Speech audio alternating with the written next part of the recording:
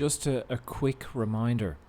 So I trained in theatre and in the arts, and a teacher, had pointed out to me years ago that with creative people, or for example an actor, that you're only as good as your last job, and your next job could be shite. Your performance in the film or in the stage play could be terrible. The play itself could be terrible. You don't get hired again, or you struggle to get hired again. And we've seen that with celebrities, of people who maybe win an Oscar, win an award, and they're everywhere and they're celebrated. And then maybe they never hit those highs again. They never hit that mark. Or musicians or painters or artists that they hit the point. There's a lot of acclaim and celebration, but then you can't get back to that. Now, I'm not necessarily a fan of Bono from U2, but I grew up in Ireland, and I remember years and years ago hearing an interview of him on the radio with a guy called Dave Fanning, and Bono, Dave had asked him, about his process of recording, U2's process of recording a new album. Now, I'm not necessarily a fan of U2, that's irrelevant, but the point is, Bono said you have to reapply for the job. And it was just an interesting way of putting it, that, your last album, be it U2 or anyone, could be brilliant, but you have to begin again from scratch. And the reason I'm saying this is around my own work and around shadow work, or spirituality, in fairness, every day we have to reapply for the job. I have not integrated my shadow. I'm integrating my shadow. I see it as a life's work. Continually, I'm drawn to push myself into presence, because I can coast like anyone else. And like anyone else, I can get triggered, get angry, and maybe be too busy during a day that I just get sidetracked.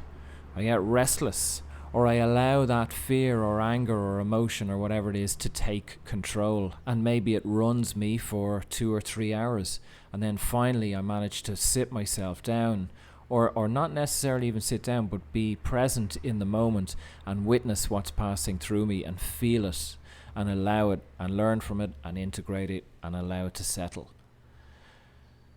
So we've all had meditations, and you've heard me talk before and push, and you've heard me complain, I suppose, about the lack of meditation among spiritual people.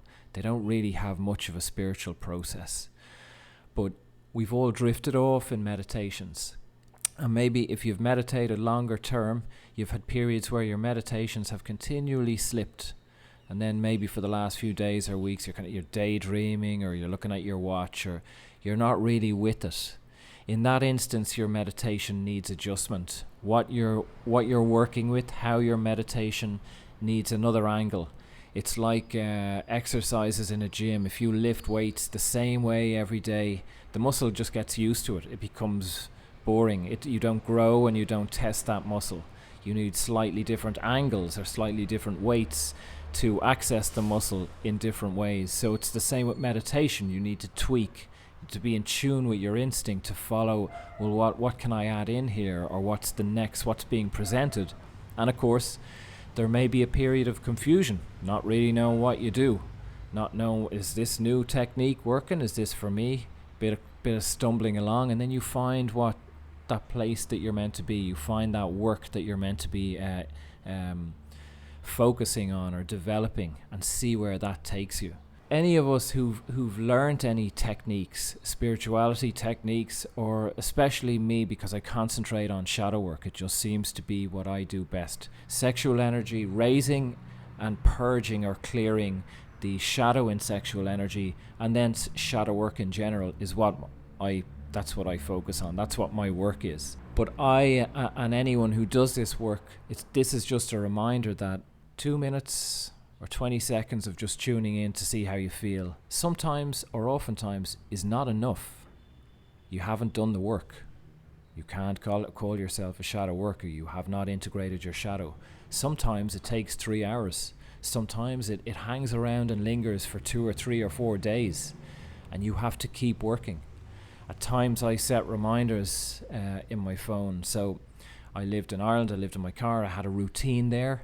And in that routine, when I'd have heavy days, I just knew, I knew in the morning, I'll have to be aware today. I'll have to keep checking in, and I'd have 15 minutes, maybe 4 or 5 times during that day spread out that I knew I had to stop, and I had to be present, and I had to integrate. And it was clearing a lot of stuff. And I might get an hour's reprieve. I might feel good after that meditation, that integration, and then that heaviness would come back. So I'd get back in there, do another 15, 20 minutes or longer. I just felt that I was working through stuff. It needed more time. So you need to know when you're fucked up. You need to know when this is heavy. And if you're frustrated and you think, I gave it 5 minutes, I did my meditation, well then you're dishonoring yourself, and it's only your own ego that's thinking, I did my 15 minutes, why don't I feel great today? So that's not a worker, and that's not a master, and that's not someone who has the diligence and care for themselves to stay in that work, to work through and to learn from that process, to get to the other side, to give yourself the time that you deserve, that your spirit deserves, that your pain or heartbreak or grief or whatever it may be. To wrap up, we have to reapply for the job. If you've done loads of work the last few months, well done to you, but you might get up tomorrow morning, you could be fucked up. Maybe your spouse leaves you, maybe you lose your job, maybe you lose your credit cards, maybe you crash the car, who knows? Or maybe none of those happen, but you just feel like shit. You have to reapply for the job. You have to re-engage and have the discipline each day to identify, am I getting lazy here? Am I going off track? Am I coasting? Ram Dass talks about this, about supposedly meditating for hours. And years later he came out and said that he was having sexual fantasies. He was sitting there thinking about women or what he would do or whatever. We've all done that. I've certainly done it. Or daydreaming or what. The mind goes off, the ego goes off. So it's continual work to come back. I haven't conquered these things. I haven't achieved it. I'm not always in presence. I'm not enlightened. I don't really have much interest in enlightenment or ascension. My aim is just to get through each day, to be present in each moment and develop my presence. Anything else that comes with that or benefits, brilliant. And what doesn't come, no, that's cool too. It's just to keep pushing, keep moving and developing. And as I've said to many clients, that's what sorts the men from the boys, the women from the girls. There are people who just touch in and know what they feel. And then there are people who have the diligence to actually work, to be with this discomfort, to fucking carve out the time, the 3 minutes in the bathroom, the few minutes in the car on the way to work, whatever it may be, to turn off the phone, to step away. Each day, whenever they need, whenever their spirit and their being is in pain, they make the time to do the work. Thanks for listening.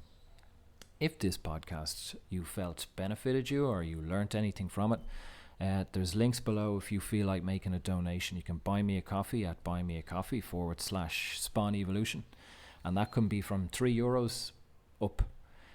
Or please consider sharing this work with anyone else if you feel it might benefit or help someone else. So yeah, thanks for listening. Be well.